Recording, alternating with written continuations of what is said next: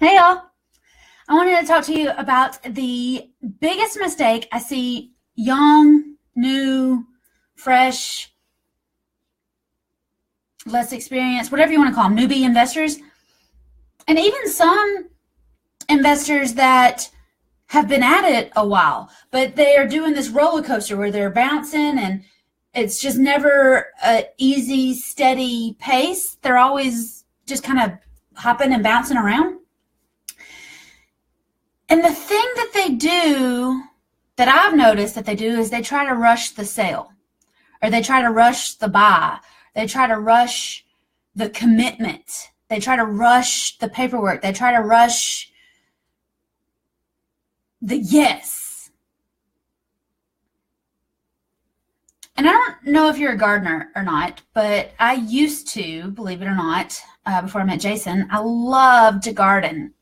I loved to dig around in the dirt. I love to buy flowers and watch them bloom, watch them die, throw them out, get new ones, because I wasn't buying like long-term commitment flowers. I was just buying pretty stuff for the seasons, right?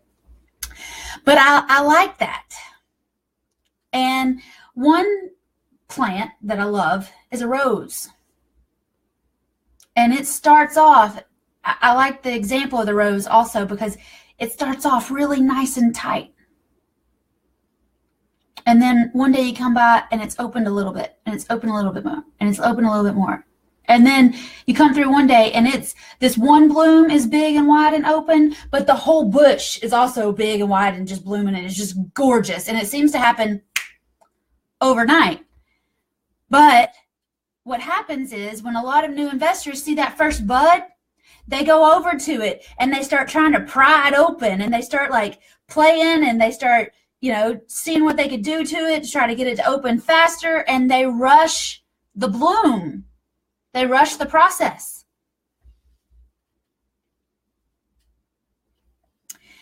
And if you're a gardener, you know that if you try to make that thing open up really fast, you're going to kill it. You're going to kill it. And it's the same way with buyers. It's the same way with renters. It's the same way with anything that you're trying to do.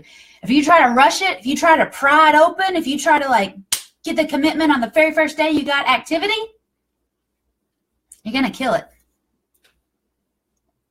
All you can do is keep nourishing it. Yeah, Chris is right. Let it happen. You got to let it know that you're there. You got to let it know that there's going to be sunshine tomorrow. You got to let it know that you're going to give it some time. And what you really want to do, especially with these buyers or these tenant buyers or these renters or heck, contractors, attorneys, anybody it is that you're trying to get a hold of, I want you to practice. And this is really tough. And I know it's really tough and it's really hard to learn. But if you will practice stepping back, if you will practice being a little bit hard to get, just like your mama taught you. If you're hard to get, they're going to want you even more.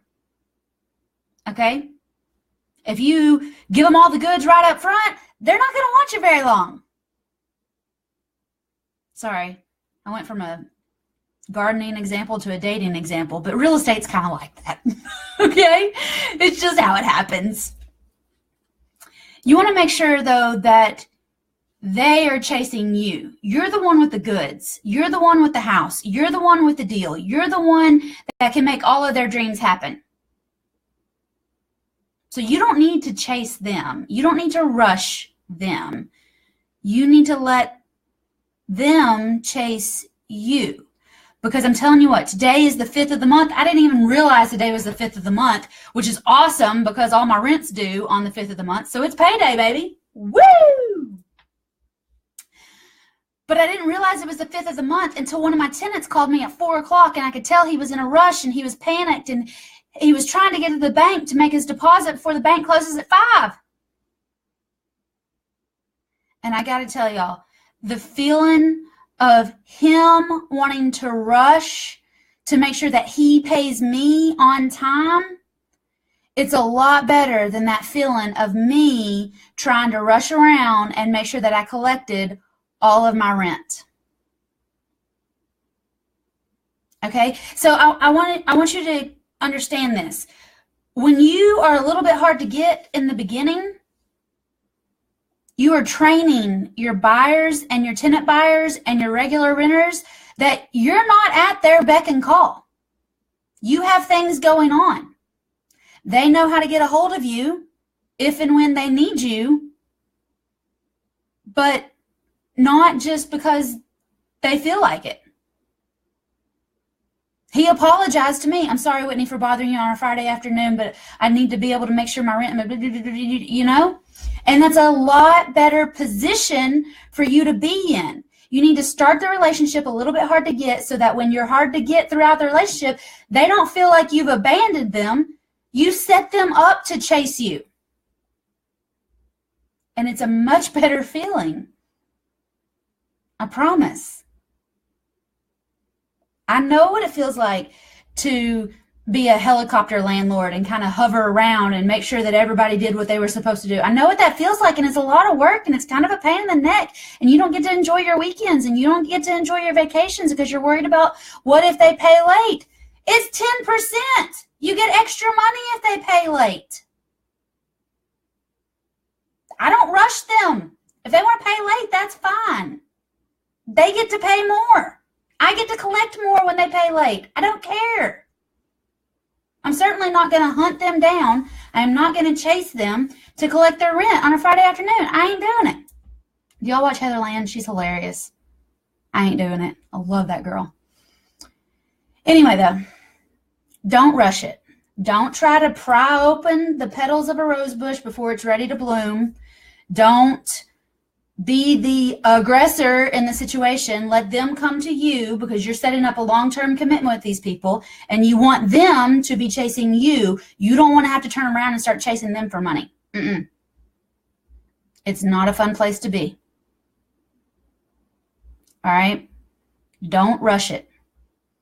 Let it happen. If it's going to happen with these people, it's going to happen with these people. If it's not, they're going to disappear. Bye.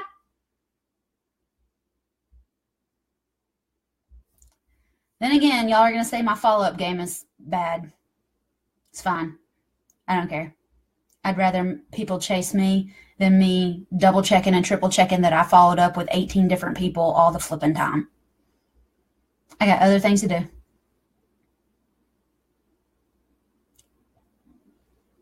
All right? Don't rush it, y'all. Let it happen.